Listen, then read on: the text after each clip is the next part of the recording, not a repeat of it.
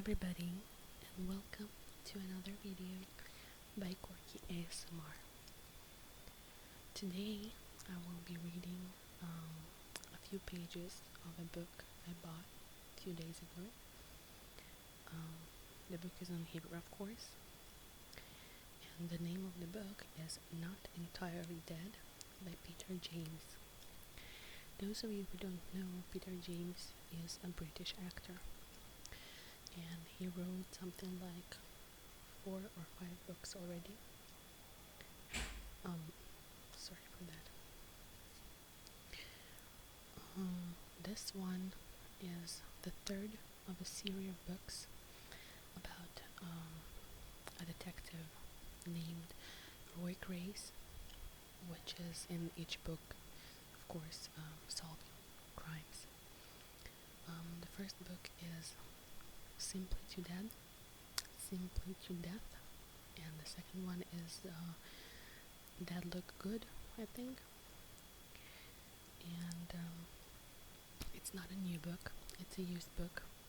We have this store around my house, which is basically school supplies and toys store, but they have this bookshelf where they sell used books very cheap.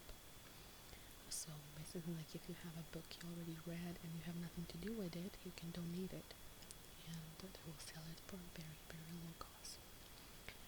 I know in America you have something similar to it that's called thrift store, I think, and you can donate stuff and buy stuff for very cheap. So it's the same idea but with books. I will not read you a lot of it. I will read you just like 2 or 3 pages in it, and let's go straight into it. Enjoy. הלילה בושש לבוא, אבל ההמתנה השתלמה. וחוץ מזה, הזמן לא היה בעיה מבחינתו. הוא למד שבני אדם שאין לו דבר לעשות ואין לו עניין בחייו, אין לזמן משמעות. הוא היה עשיר בזמן, כמעט מיליארדר. סמוך לחצות הלילה פנתה אישה שאחרי הקו וירדה מהכביש הדו-מסלולי אל הרחבה שבחזית תחנת הדלק ביפיי, בריטיש פטרוליום, שהייתה מוארת בנורה בודדת. הוא עצר את הרכב המסחרי הגנוב בקטע הלא מואר בכביש הגישה, ומיקד את מבטו בפנסים האחוריים האדומים של מכוניתה. נדמה היה לו שהם נעשים בהירים ובוהקים יותר בהביטו בהם. אדום מסמל סכנה, אדום זה מזל, אדום זה סקס. 71% מן הנרצחים מומתים בידי אדם מוכר להם. הסטטיסטיקה הזאת התרוצצה בראשו כמו כדור המחפש חור בביליארד. הוא היה אספן של סטטיסטיקה, אוגר את הנתונים כמו סנאי האוגר אגוזים לימי סגריר שבהם מוחו שוקע בתרדמת, והוא ידע שימים כאלה יבואו. השאלה הייתה, כמה מאותם 71% ידעו שהם עומדים להירצח? אורות קדמיים של מכוניות חלפו על פניו. הרוח קלה שיצרה מסעית ענק הרעידה את הרנו הכחולה שלו. כלי העבודה שקשקו מאחורי מושב הנהג. רק 2 מכוניות נוספות עמדו ליד משאבות הדלק, טויוטה פרטית שעמדה לנסוע ויגואר גדולה. בעל היגואר, גבר שמן בטוקסידו שלא התאים למידותיו, חזר מהשנה בתשלומים ותוכב ארנק לכיס המקטרון. מכלית דלק של ביפי חנתה שם, ונהג בסרבל שחרר צינור ארוך למילוי המכלים התת-קרקעיים של המשאבות. ככל שניתן היה לו לקבוע לאחר סריקה זהירה, רק מצלמה אחת של טלוויזיה במעגל סגור הייתה מכוונת לחזית התחנה. בעיה שהיה בכוחו להתמודד איתה. היא לא יכלה לבחור מקום טוב יותר מזה לעצור בו, או הפריח נשיקה באוויר בעברה.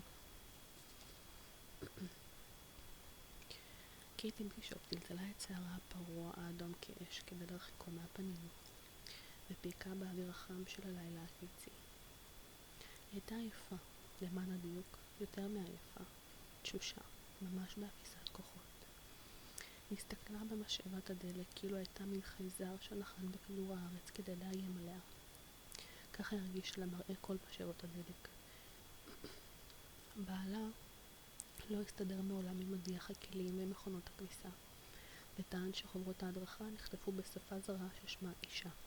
מבחינתה, משאבות הדלק נוצרו גם הן בידי חנזרים מגזע ששמו גבר.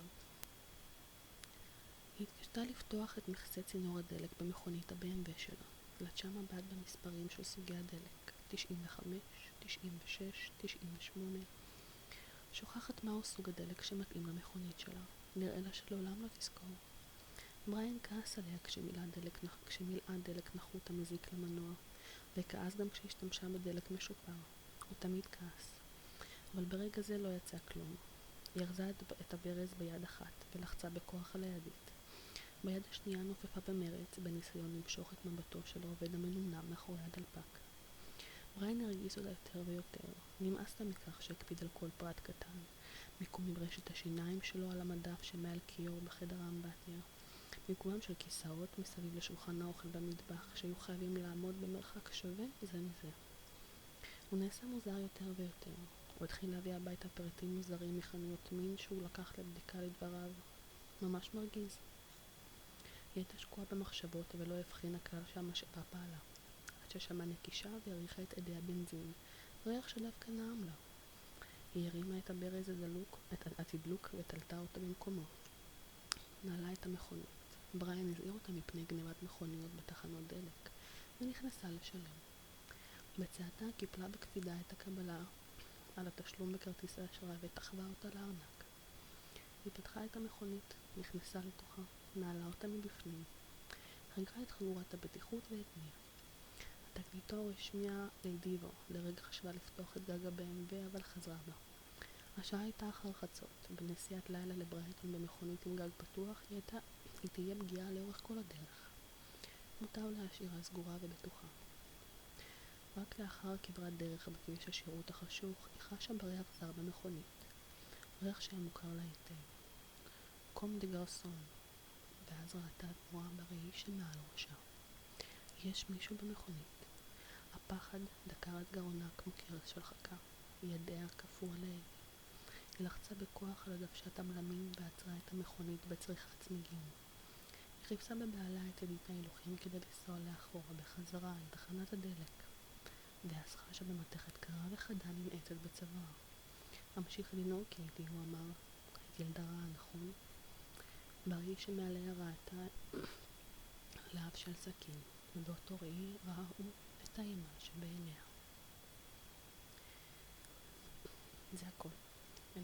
4 דפים מהספר הנפלא שקניתי, שנקרא לא לגמרי מת, שנכתב על ידי פיטר ג'יימס, ואת האמת שלא קראתי אותו לפני, והוא נשמע לי די מעניין. ההתחלה הייתה מאוד מושכת, עושה חשק לעוד. אני אקריא לכם את התקציר של הספר מאחורה, וככה שתבינו קצת מה הולך לקרות בספר הזה, וגם אני על הדרך. בלילה שבריאן בישופ רצח את אשתו, הוא היה במרחק 90 קילומטר משם, ישן בשלווה במיטתו. כך לפחות זה נראה לרב פקד הבולשת רוי גרייס, שנקרא לחקור את המוות המזעזע של אשת החברה היפהפייה קייטי בישופ. הבלש מנסה לפענח את התעלומה. הייתכן שהחשוד העיקרי נמצא בשני מקומות מרוחקים זה מזה בדיוק באותה השעה עצמה? הייתכן שמישהו מתחזה לבישופ, או שמדובר בשקרן מעולה שביצע את הרצח המושלם? גרייס חודר לעומק הבעיה ומגלה שחיי הזוג הנוצץ בישופ מורכב משכבות של מראית עין, סקס ושקרים. לא לגמרי מת הוא רומן מתח מסתורים. זהו רומן השלישי בסדרת מותחני הפשע של פיטר ג'יימס, שגיבורם הוא רב פקד הבולשת רוי גרייס. הספר הפך לרב מחר עולמי ומתורגם לעשרות שפות. שני הספרים הראשונים בסדרה, פשוט עד מוות והמתים נראים טוב, יצאו לאור בהוצאת קוראים. So that was it.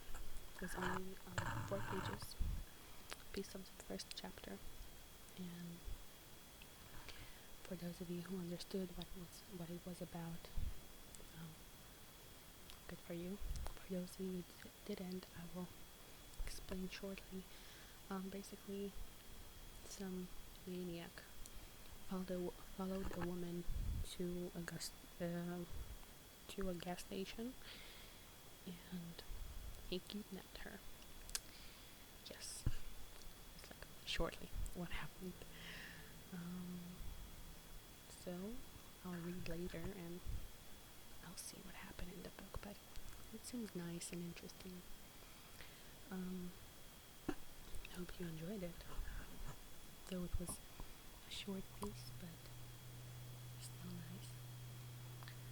Um, I think this is it. So, have a great evening, or a wonderful morning, or just a pleasant day, depends when you're gonna see this video. And I will see you next time.